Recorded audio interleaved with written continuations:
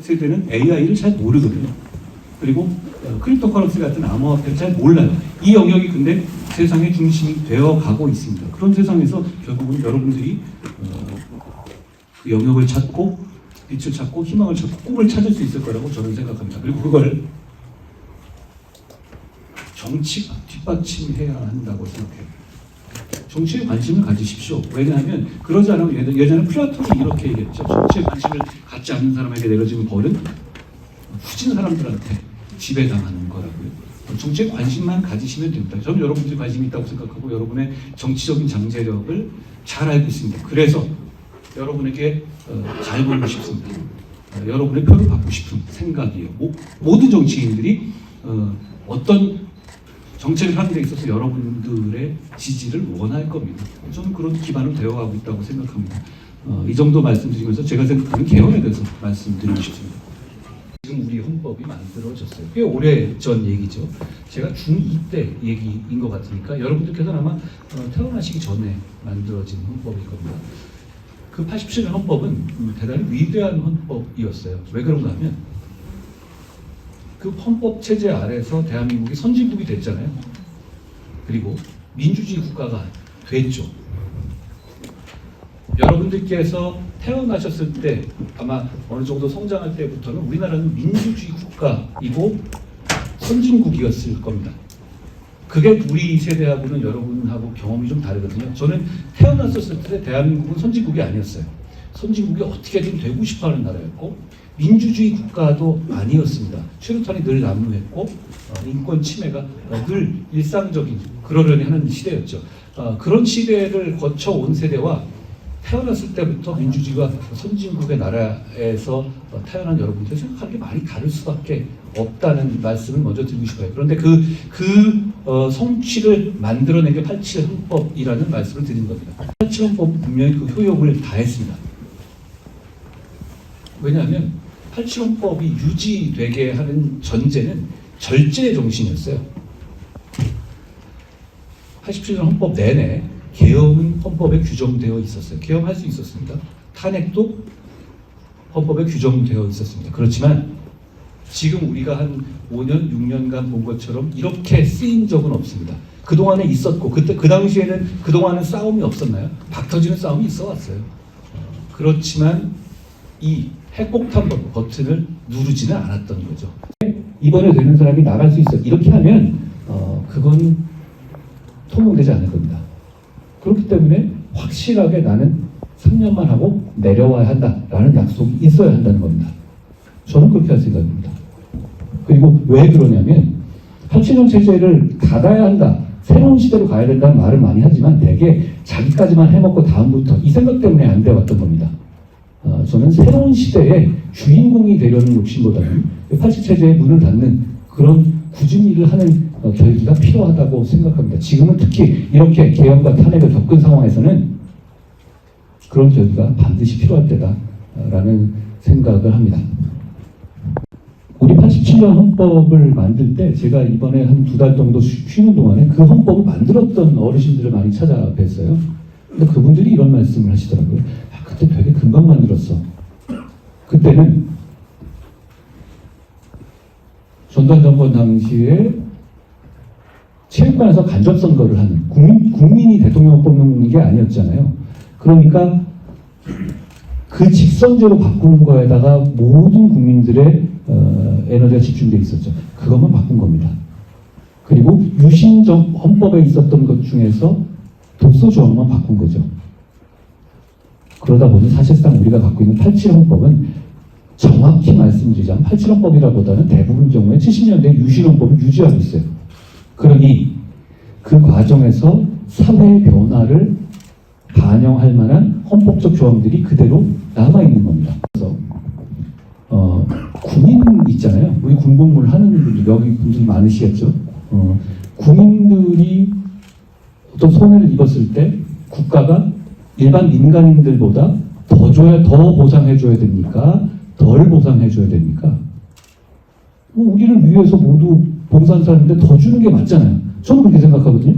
모두를 위해서 자기를 희생한 사람인데 더 줘야지 왜 덜 줘요? 그런데 우리 헌법은 이중배상 금지라고 해서 군인들이 죽거나 그래서 다치거나 할 때 일반인들보다 훨씬 후려쳐서 적은 배상을 하게 해놨어요. 그게 헌법에 들어가 있습니다. 이유는 있었습니다. 그게 유신헌법에 들어가 있는데 왜 그러냐? 당시에 월남전이 있었잖아요. 우리가 월남전 때문에 굉장히 산업적 붐을 이룬 건 맞아요. 그런데 그때 우리 가난했어요.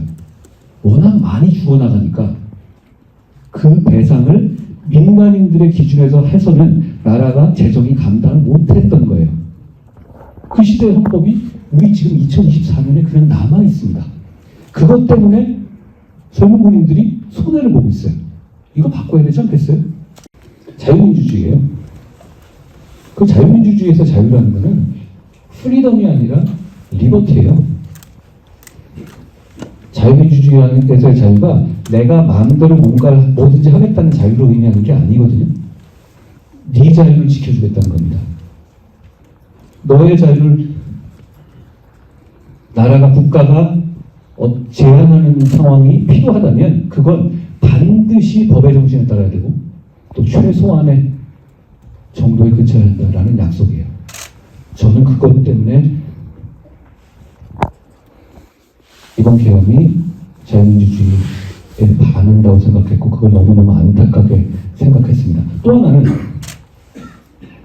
공화주의예요. 우리 공동체의 어떤 이상과 목표를 향해서 그 방향성이, 그러니까 자유민주주의라는 건 방향성이 없죠. 공화주의는 방향성이 있거든요. 그 발전에 복무한다. 그걸 앞장세운다는 마음. 저는 그게 보수주의의 본령이라고 생각하고 그걸 이루는 정치를 해보고 싶어요. 아직 많이 부족하지만요. 대학에 다니고 있는 한 청년으로서 질문을 해보자 합니다. 수도권 과밀화 현상에 대해서 어떻게 생각하시나요? 문제죠. 현실적으로 근데 우리 인구가 줄고 있잖아요. 그러니까 지금 상황에서는 지금 같은 방식의 지방 지원 정책을 해서는 저는 안 바뀐다고 생각해요. 무슨 말씀이냐면 정치를 할 때 제일 편한 게 뭐냐? 똑같이 나눠주는 겁니다. 그런 말이 없어요. 손해보지 않죠. 지방과 이 지역을 지원하는 방식이 지금 같아서는 안 된다고 생각해요. 지금처럼 예를 들어서 다 불만 없이 이렇게 뿌려주는 방식이거든요. 그러면 바다에다가 소금을 푸는 거예요. 농도가 조금 높아지겠지만 그게 해결되진 않아요. 서울과 경기 집중이 왜 일어나냐면 거기 다 있기 때문이에요. 저는 이 집중의 문제는 조금 역설적이지만 집중으로 풀어야 된다고 생각해요. 그러니까 똑같이 전체의 어떤 지방에 대해서 뿌리는 방향으로 가게 되면 무슨 경로당이나 이런 시설이 좋아지긴 할 거예요. 쓸 수 있는 그렇지만 인구가 거기 집중되진 않겠죠. 그러니까 예를 들어서 대구 같은 곳 이런 메가폴리스를 서울과 경쟁하는, 그러니까 서울 같은 집중화된 도시를 전국에 몇 개 만들어야 한다는 겁니다. 지금 교통과 통신이 발달돼 있잖아요. 결국은 서울이 발전하고 집중하면서 경기도가 커지고 이랬던 방식을 지방에 적용해야 된다고 생각해요. 그러려면 똑같이 전체를 시군구를 다 이게 아니라 현재 그런 인프라가 갖춰 있는 곳을 더 집중하고 키워서 메가폴리스를 만들어서 한 전국에 5개 정도를요. 그걸 중심으로 방사형으로 혜택이 퍼져날 수 있게 해야 한다고 생각해요. 그러니까 대구는 서울의 경쟁 도시로 생각해야지 일종의 보완제로 생각하면 그럼 결국은 비슷한 일만 반복될 거예요. 저는 결국은 집중으로 풀어야 된다는 정책적인 생각을 가지고 있어요. 그래야 하지 않을까 싶어요. 왜냐하면 인구가 줄잖아요. 그러면 똑같이 지금같이 하는 방식으로 해가지고 되겠어요? 결국은 그것이 지역을 살리는 길이라고 생각해요. 그 지역에서 서울처럼 모든 걸 다 해결할 수 있는 그런 메가폴리스를 만들어야 한다고 생각합니다. 대구도 당연히 그 중에 포함되겠죠. 여러 가지 정책 결단을 했잖아요. 거기에 대해서 그걸로 인해서 여러 가지 제가 어려움을 겪기도 하는데요. 정치가 참 어렵습니다. 그런데 정치가 정말 중요합니다. 그러니까 전 여러분께서 어떤 방식으로나 정치를 해주셨으면 좋겠어요. 여러분과 같은 분들이 정치를 제대로 하면 나라가 바뀔 거라고 저는 생각합니다. 저는 정치를 왜 하냐는 질문에 대해서 처음부터까지 매번 똑같은 얘기를 하거든요. 나라가 잘 됐으면 좋겠습니다. 라고 얘기합니다. 근데 그게 네. 좀 풀어서 얘기하면 우리 연선 선생님이 말씀하신 그 보수 가치 중에서 그런 거예요. 나라가 잘 됐으면 좋겠다는 말 자체가 생각하는 것이 좀 공화주의나 자유민주주의를 얘기하는 거거든요. 그 마음으로 정치하는 분들이 많아지면 나라가 잘 될 겁니다. 그리고 그 마음으로 정치하는 정치인들이 많아지게 하기 위해서는 여러분이 감시하고 여러분이 의견을 내주고 여러분이 정치적 목소리를 내주십시오. 저는 청년을 중심으로 하는 정치를 할 겁니다. 이유는 간단합니다.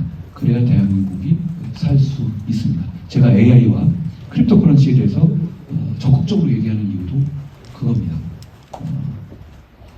저는 여러분의 인생과 여러분의